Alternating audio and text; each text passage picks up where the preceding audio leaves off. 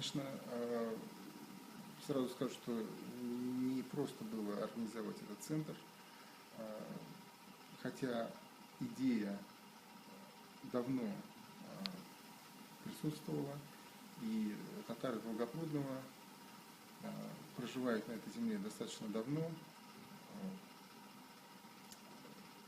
И очень хотелось отметить, подчеркнуть этот момент, что Долгопрудный является многонациональным городом. Он сам по себе, как город, существует не такое долгое время, всего 50 лет, 55 лет города. Сюда приехали татары. И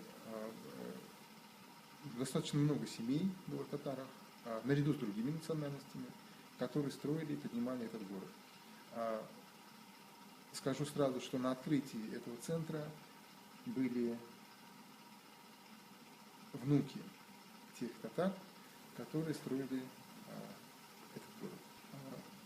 Конечно, для нас первейшей необходимостью является изучение родного татарского языка.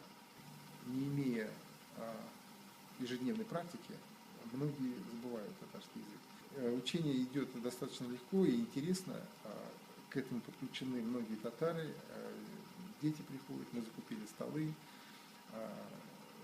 Тоже одна из важных составляющих работы нашего центра – это организация национальных праздников, культурных мероприятий, информационных мероприятий, которые рассказывали о деятельности, жизни Татарстана, о культурных работниках культуры, художниках, писателей, поэтах. Скажу откровенно, что не всегда и не все чиновники с пониманием относятся к такой деятельности, но благодаря вышедшему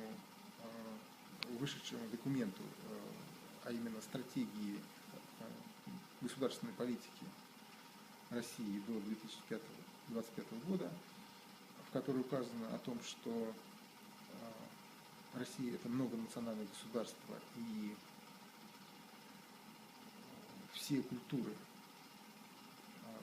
народов России имеют равные права, и они должны быть представлены в культурном пространстве России. Конечно, сейчас ситуация изменилась, и радостно отметить, что у нас власти Долгопрудного в этом году смогли сделать фестиваль национальных культур, на мой взгляд, который имеет большой успех среди жителей Долгопрудного. И даже открытие нашего центра и его работа, начало его деятельности, которые дали уже первые плоды. И по субботам и воскресеньям этот центр открыт для всех жителей Долгопрудного. Мы имеем уже первые отзывы. С большой теплотой отзываются о нашей работе.